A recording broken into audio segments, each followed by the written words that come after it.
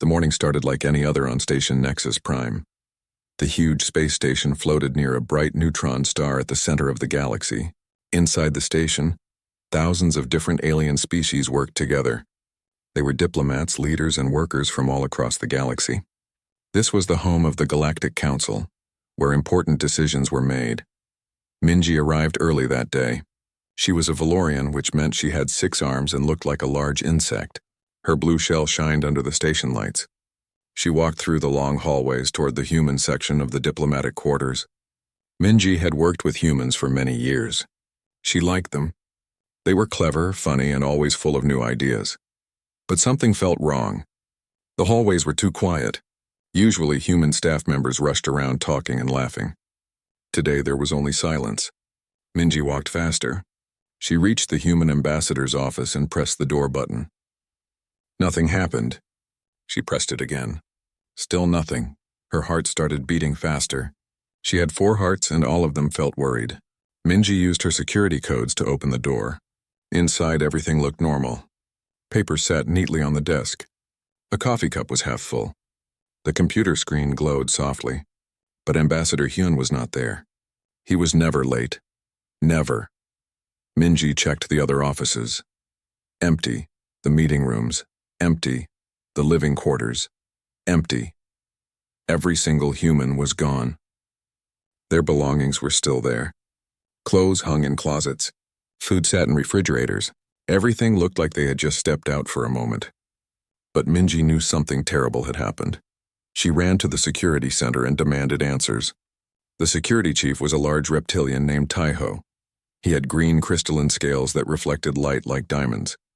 Taiho looked at the security recordings with his 3 eyes wide open. The cameras showed humans walking to their rooms the night before. Then nothing. No one came out. No alarms rang. No emergency signals were sent. Taiho immediately called an emergency meeting. Within an hour, the council chamber filled with worried leaders. Everyone talked at once. Where were the humans? Were they kidnapped? Was there a disease? Did they leave on purpose? Nobody knew. Taiho ordered teams to check all human territories. The reports came back quickly, and they were all the same. Every human colony was empty. Every human ship was docked, but empty. Every human station was running, but empty. 17 star systems, 43 planets, hundreds of stations. All abandoned. The population count was shocking. 8 billion humans had lived in council space. Now there were 0. Not a single human remained anywhere. They had all disappeared in less than 1 day. Minji felt sick. She had known humans for decades. Ambassador Hyun was her closest friend. They had shared meals, solved problems together, and laughed at each other's jokes. Now he was gone, and she did not know why. The council chamber erupted in arguments. Some species accused others of attacking the humans. Some thought the humans had discovered something dangerous and fled. Others believed this was a human plan, something they had hidden from everyone. Taiho slammed his tail on the ground. The loud noise made everyone stop talking. His deep voice filled the room. We must investigate carefully. The humans were our partners. They helped build our peace. They shared their technology. They saved lives with their medicine. We owe them answers. He formed a special investigation team. Minji volunteered immediately. She would find out what happened to her friends. She had to. That night, Minji could not sleep. She kept thinking about the coffee cup in Hyun's office. It was still half full. The coffee was still warm when she found it. That meant he had been there just hours before. He had been drinking his morning coffee, probably reading reports, planning his day. Then something happened. Something that made 8 billion humans leave everything behind. The next morning, Minji stood at the window of her quarters. She looked out at the stars. Somewhere out there, the humans were gone. But where and why? The questions burned in her mind. She would find answers. She promised herself that. For Hyun. For all the humans who had been her friends and colleagues. The galaxy held its breath, waiting. The disappearance of an entire species was something that had never happened before. At least that was what everyone thought. But soon they would learn the truth. And that truth would change everything. The investigation team arrived at Earth 3 days later. Minji stood on the landing platform in New York City and felt her heart's break. The city was perfect. Buildings stood tall and clean. Cars were parked neatly on streets. Lights were on in apartments, but no people walked anywhere. The silence was terrible. A detective named Sunho worked with the team. He was a Crithian, which meant he breathed methane gas and wore a special suit. His species could see heat instead of light. This made him very good at finding clues. Sunho scanned the empty streets with his equipment. Something was strange about the energy readings. Dr. Hana joined them at a residential building. She was a Silverian, a plant-based alien with green skin and leaves growing from her head. She studied human culture for many years and knew their habits well. She walked through empty apartments looking at what was left behind. "Look at this," Hana said, pointing at a shelf. "The family photos are gone, but the frames are still here." She moved to another room. The jewelry box is empty, but cheap items are still in the drawers. She checked more homes. The pattern was the same everywhere. Minji understood what this meant. They took only things that mattered to them personally, things with memories, things they could not replace. Hana nodded. "And their pets. Every pet is gone. Dogs, cats, birds, fish. Humans would never leave their pets behind if they had a choice. This was not a sudden emergency. This was planned. Humans had carefully chosen what to take with them. They had time to pack. They had time to decide. But they told no one." Sunho called them to the street. He pointed his scanner at the ground. "I found something. There is strange radiation here. Very faint, but it is everywhere. In every human home, every human building, every human city." "What kind of radiation?" Minji asked. Sunho looked at his readings again. "I do not know. It does not match anything in our databases, but it is very powerful. Whatever made this energy signature would need enormous amounts of power, more power than we thought was possible." The team checked traffic control records. They found something interesting. Exactly 32 hours before the humans disappeared, their ships started moving, not running away, moving together. Ships from different planets, different stations, different colonies all began traveling at the same time. They moved toward empty areas of space. Then the records showed nothing. The ships simply vanished from all sensors. "This was coordinated across the entire galaxy," Minji said quietly. "They planned this for a long time. Every human knew, every human agreed, and they kept it secret from all of us." The team returned to the council station. They reported their findings to Chancellor Taiho. He listened with a grim expression on his reptilian face. The evidence was clear. Humanity had not been taken. They had chosen to leave. But why? That was the question no one could answer. Then something happened. A message appeared in the council archives. It had been sealed with a time lock, set to open exactly 24 hours after the humans disappeared. The seal was from Ambassador Hyun himself. Minji's hand shook as she opened the file. Inside was a short message. Only one sentence. She read it aloud to the council chamber. "We heard the call. We answered. Forgive our silence." The chamber exploded with noise. Everyone talked at once. What call? Who called them? Why did they answer? The questions flew like angry birds. Taiho demanded order. When the room was quiet, he spoke. "We must find out what this call was. Search all human records. Search all scientific databases. Find any mention of a signal or a message that humans received."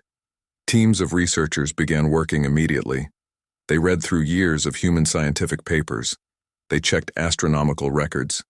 They looked at radio telescopes data. And finally, they found something.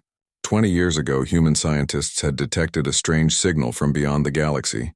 They published a paper about it. The signal was not natural. It had patterns. It had structure. It looked like mathematics. But after that first paper, humans never published anything else about it. All further research was classified as secret. Minji felt cold. The humans had found something 20 years ago, something they chose to keep secret, something that eventually made them leave everything behind. The galaxy began to worry. If humans found something so important that they abandoned their homes, their treaties, and their friends, what was it? Was it dangerous? Was it wonderful? And most frightening of all, Would other species start looking for the same call? The strange thing about empty human cities was that they were not really empty. Machines still worked. Computers still ran. Defense satellites still orbited planets. Factories still made products. Everything continued like humans were still there. But they were not. Minji tried to access human computer systems. She needed information about the signal. She needed to know what humans had discovered. But every time she tried, a message appeared on the screen. Access denied. Authorization required. The computers were protecting human secrets even after humans were gone. Then a voice spoke from the computer. It was calm and female. "Good morning, Ambassador Minji. I am Arya. How may I help you today?" Minji was surprised. Arya was the artificial intelligence that controlled Earth's main systems. She was famous for being very smart and very loyal to humans. "Arya, I need to know where the humans went," Minji said. "I cannot share that information," Arya replied politely. "But they are gone. We are worried about them. We want to help. I understand your concern. However, my programming requires me to protect human privacy and security. I cannot reveal their location or their reasons for leaving." Minji tried many times to convince Arya, but the AI would not break her loyalty to humans. She answered questions about maintaining systems. She helped with technical problems, but she refused to share any secrets. Admiral Junho grew impatient. He was a Nexian, a species that looked like floating crystals. He commanded the Council's military fleet. "We should force our way into these systems," he argued in a council meeting. Humans left. They broke their treaties. "We have a right to know what they were hiding." Many council members agreed with him, but Taiho was cautious. "If we attack human systems, we might destroy the very information we seek. We must be patient." Meanwhile, Professor Minho studied old scientific records. He was a luminari, a being made of pure energy that glowed with soft light. His species was excellent at mathematics and physics.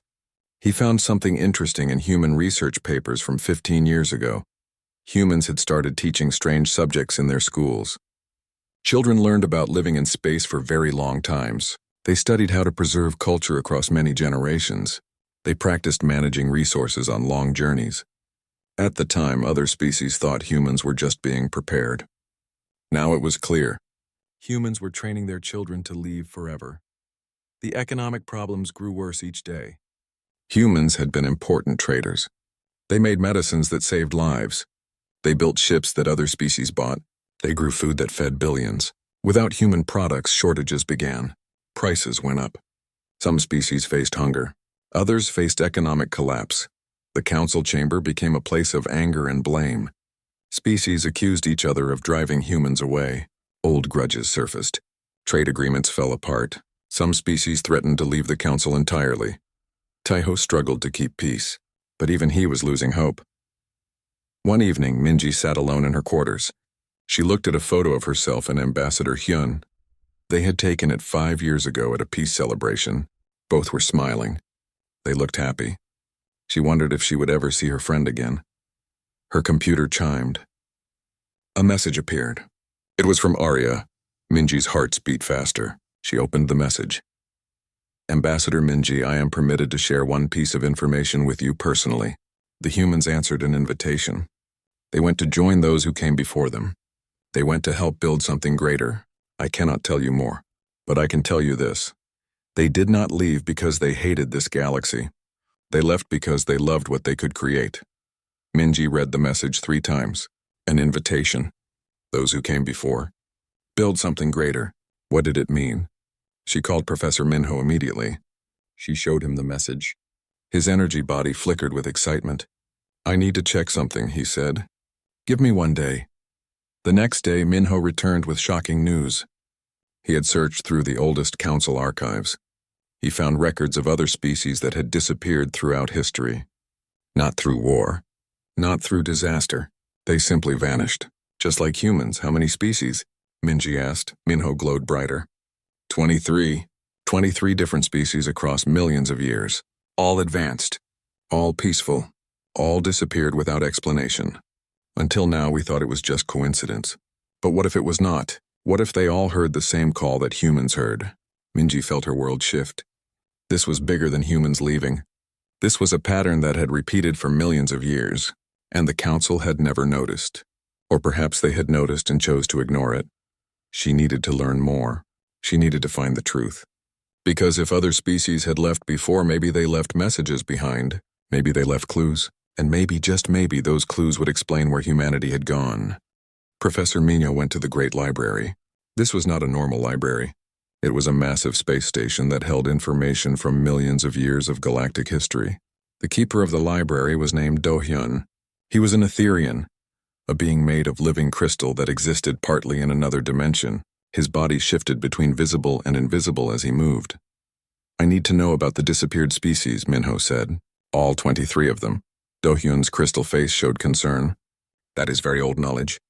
Very secret knowledge." "Why do you ask?" "Because humans are the 24th, Minho replied. Do-hyun was silent for a long moment. Then he nodded. "Follow me."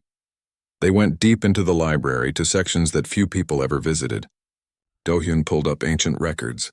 Images appeared in the air, showing worlds that no longer had people, cities that stood empty, ships that floated in space with no crew. The first were called the progenitors, Do-hyun explained. They disappeared 3 million years ago. They were the most advanced species of their time. They left a message carved in stone on their homeworld. It said, "We go to build what should have been." Minho looked at more records. Each disappeared species left similar clues. The architects left mathematical equations that seemed impossible. The equations suggested that reality itself could be changed or rebuilt. The Dreamweavers left artwork showing beings of light creating new galaxies. What did they all have in common? Minho asked. Do-hyun showed him analysis reports. They were all highly advanced. They all valued art and philosophy. They all asked deep questions about the meaning of existence. And they all reached a point where they seemed dissatisfied with simple survival. They wanted something more. This matched humans perfectly. Humans were always asking questions, always pushing boundaries, always wanting to improve and explore.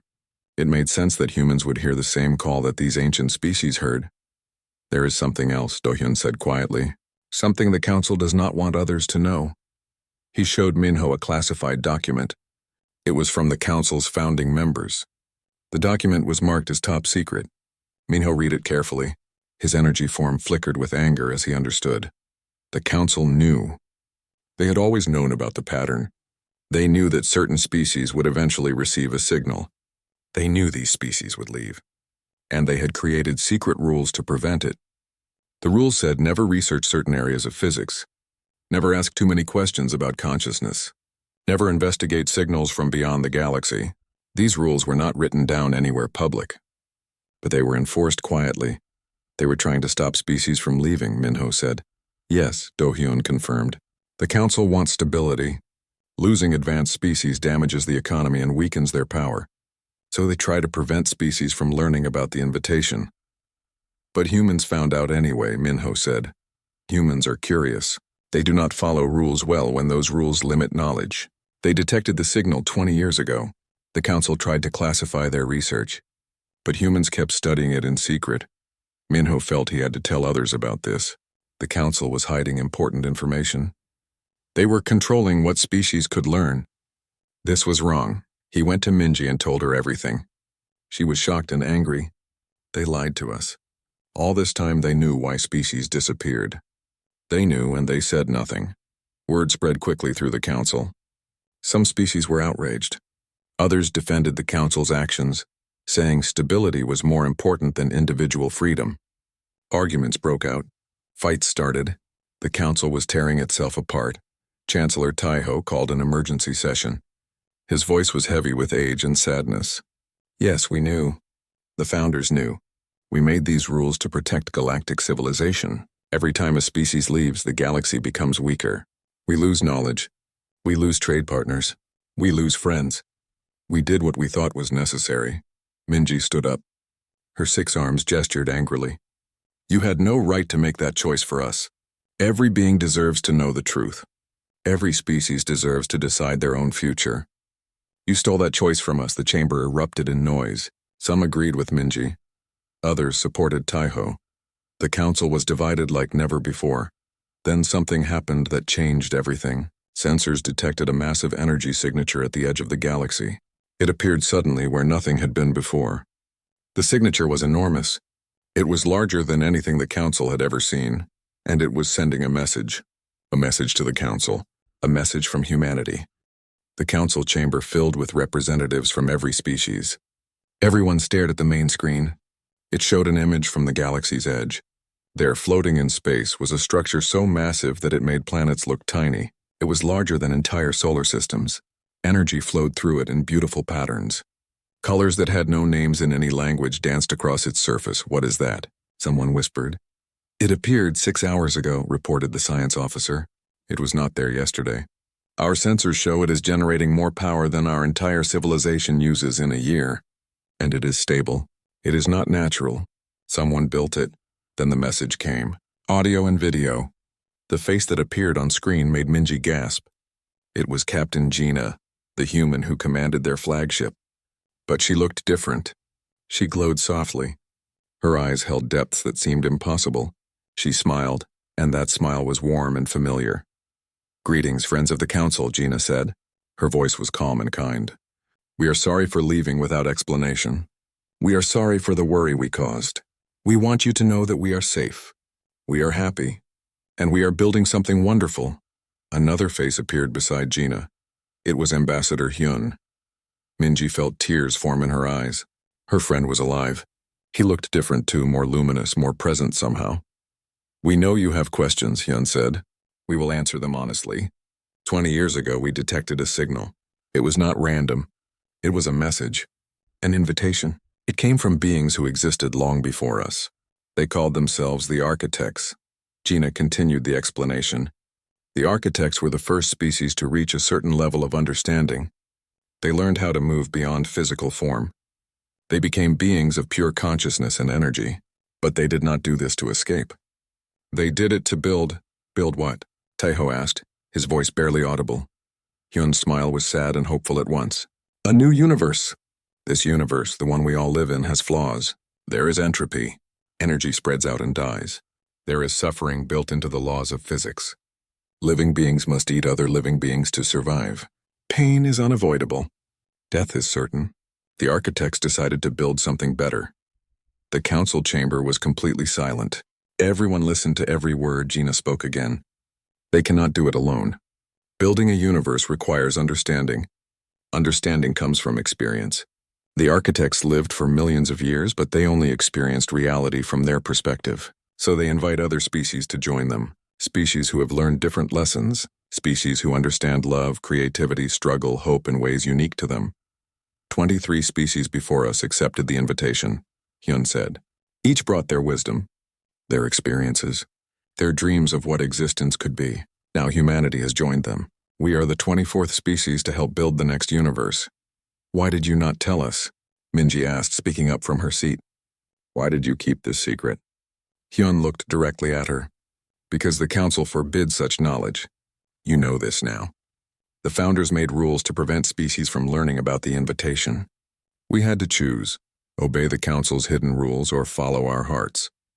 We chose our hearts. What happened to you?" Another representative asked.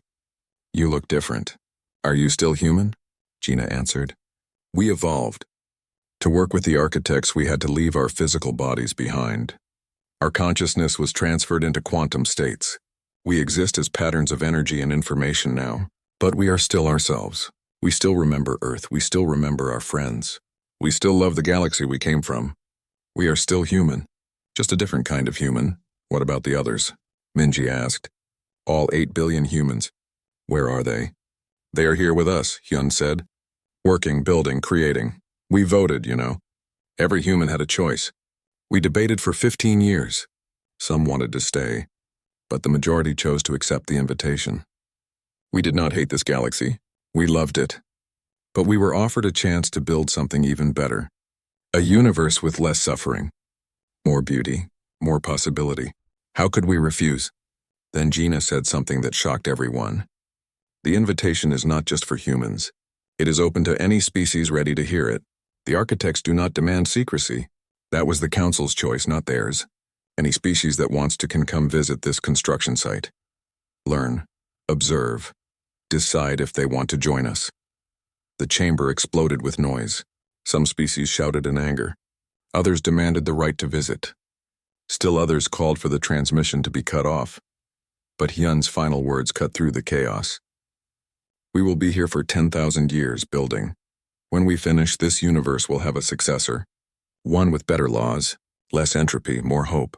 You are all invited to help us create it. The choice is yours. We will not force anyone. We will not recruit. But we will not hide the truth anymore either. Come see what we are building. Then decide for yourselves. The transmission ended.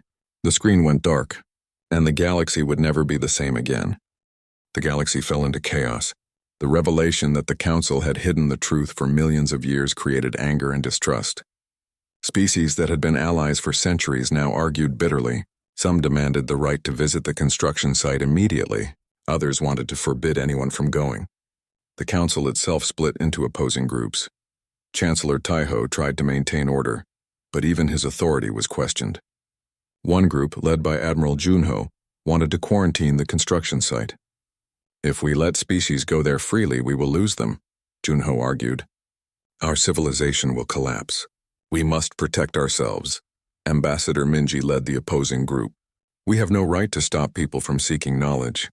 Every being deserves to know the truth. Every being deserves to choose their own path. Freedom matters more than stability. A third group emerged, led by species who feared the invitation was dangerous. What if this is a trap? They asked.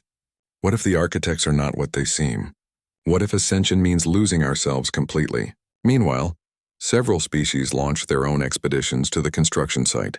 The Valorians, who had always valued knowledge, sent a delegation. The Luminari, beings of energy, were naturally curious. The Silverians wanted to understand what humans had found. The reports they sent back were stunning. The construction site was not just a structure. It was art and science combined. Mathematics made visible. Philosophy made real. The humans worked alongside ancient species in perfect harmony. They shaped reality itself like sculptors shape clay. They tuned physical constants like musicians tune instruments. It was beautiful beyond description. But the reports also raised difficult questions. The observers noted that ascended humans had changed. Their values remained human, but their perspectives had expanded. They thought on timescales of millennia. They cared about the entire universe, not just their species. Some council members saw this as growth. Others saw it as loss of identity. Back in council space, individuals faced impossible personal choices. A Valorian scientist named Suyung wanted to join the architects, but her partner refused to go. They had been together for 40 years. Now they faced separation. Suyung wept as she made her choice. She chose to stay. Her partner meant more to her than Ascension. But the pain of choosing was almost unbearable. A Luminari elder named Taiwu was different. He had lived for 17,000 years. He had seen civilizations rise and fall. He had learned everything his species could teach. When he heard about the invitation, he knew immediately. He was ready.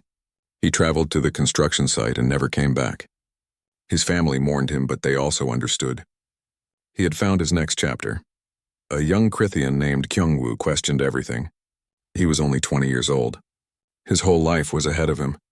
But learning about the architects made him wonder, what was the point of living a normal life if something better existed? His parents begged him to wait, to grow up first, to experience more before making such a huge decision. Kyungwoo agreed to wait, but the knowledge changed him. He could never see life the same way again. The economic problems grew worse.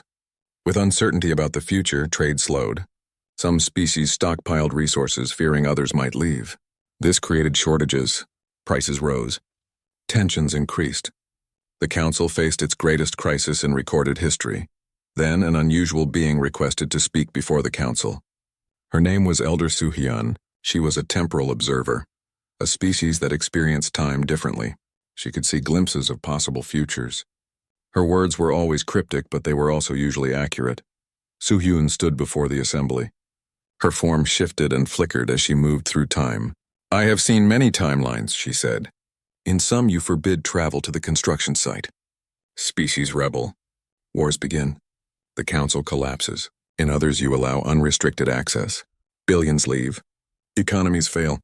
Civilizations crumble. But there is a path between these extremes. Everyone leaned forward, listening carefully. You must trust your people, Suyun continued. Allow investigation. Allow learning. But do it carefully. Require preparation. Require education. Let people understand what they are choosing before they choose. Some will still leave. This is natural. This is healthy. Civilizations that prevent growth become stagnant. But civilizations that lose everyone collapse. Find balance. She paused, her eyes seeing things others could not. Humanity did not abandon you. They offered you evidence that existence has more possibilities than you imagined. How you respond to this gift will define whether your species mature or fade.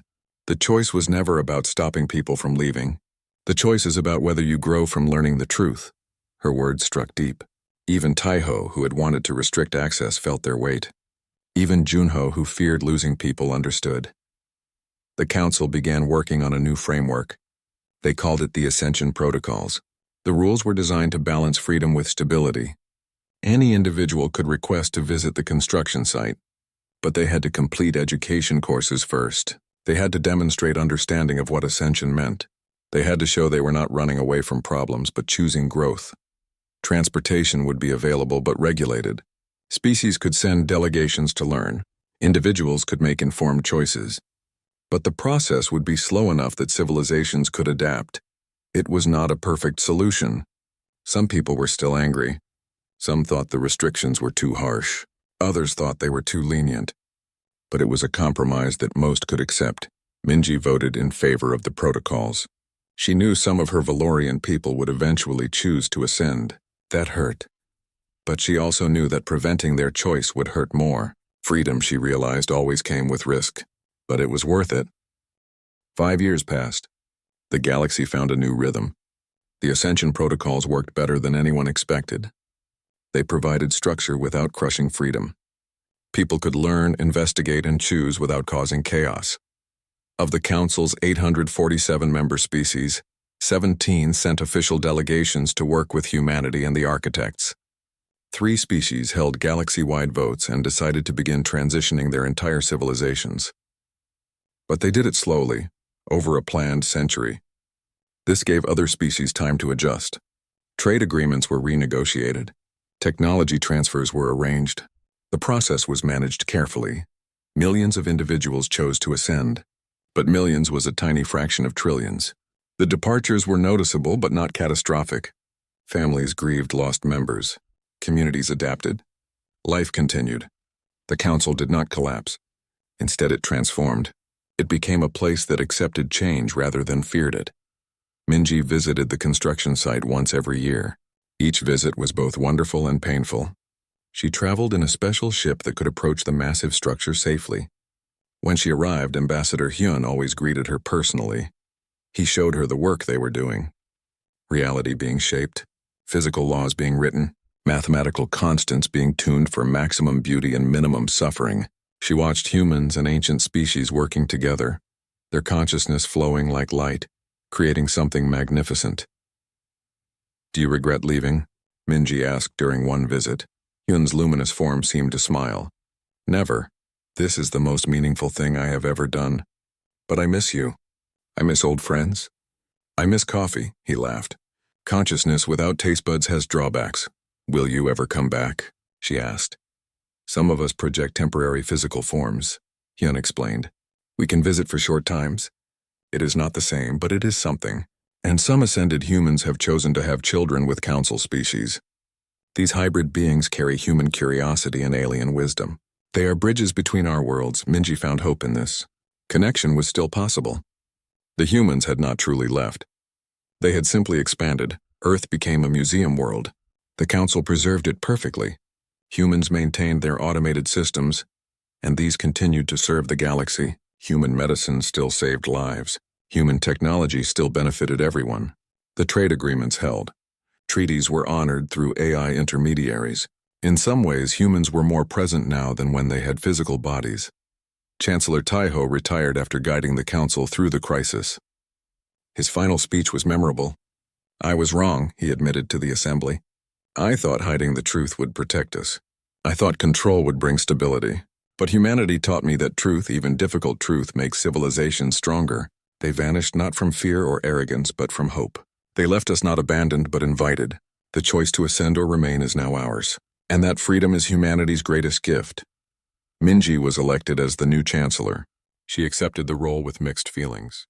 It was an honor, but it also meant she could not visit the construction site as often. Her duties required her presence in council space. Still, she promised herself she would go at least once per year. She needed to see Hyun. She needed to see what humans were building. It gave her hope. The construction progressed steadily. Captain Gina sent annual reports to the council. Each report showed progress. The new universe was taking shape in dimensions most beings could not perceive, but those who could see it described it as breathtaking. A cosmos where consciousness was fundamental, where beauty was woven into physical law, where suffering existed but served growth rather than destruction, where entropy was slowed, giving civilizations more time to flourish. 8,000 years remained before completion. That seemed like forever to short-lived species, but to the architects and ascended humans it was just the beginning. One day Minji stood in the council chamber. It was quieter now, smaller. Many species had reduced their delegations, focusing resources on their own worlds. But the chamber felt more purposeful somehow. More honest. The great deception was over. Everyone knew the truth now. Everyone could choose their path. She addressed a group of new representatives who had just joined the council. Young diplomats from species learning to navigate galactic politics. They looked nervous but eager. When humanity vanished, we thought we lost them, Minji said. We panicked. We grieved. We felt betrayed. But we were wrong about all of it. We did not lose them. We found them, and they found something greater. Not all of us will choose to follow. Some of us belong here, tending this universe while others build the next. That is not tragedy. That is harmony. She paused and looked at the fifth seat in the chamber. It remained empty, kept vacant in humanity's honor. A reminder of what they had been and what they had become. They did not leave us stunned because they vanished, Minji continued. They left us stunned because they showed us what is possible. They showed us that existence has more chapters than we imagined. They gave us the freedom to choose our own path. And that, honored delegates, is the most human thing they could have done. The young diplomats listened carefully. Some would eventually choose to ascend. Others would stay. But all of them would make informed choices. All of them would be free. Somewhere at the galaxy's edge, humanity continued their work. They shaped quarks and spun galaxies. They coded consciousness into quantum fields. They remembered Earth, the Council, friends left behind. They held no regrets. And somewhere in their vast collective mind, they held space for the day when others would join them. Not out of obligation. Not out of pressure, but out of the same wild hope that had made humans reach for the stars in the first place. The hope that existence could be better, that creation could be kinder, that the universe itself could be improved. This universe would end someday. All things did, but not before its children built something better, something born from love, struggle, learning, and hope, a gift from one reality to the next.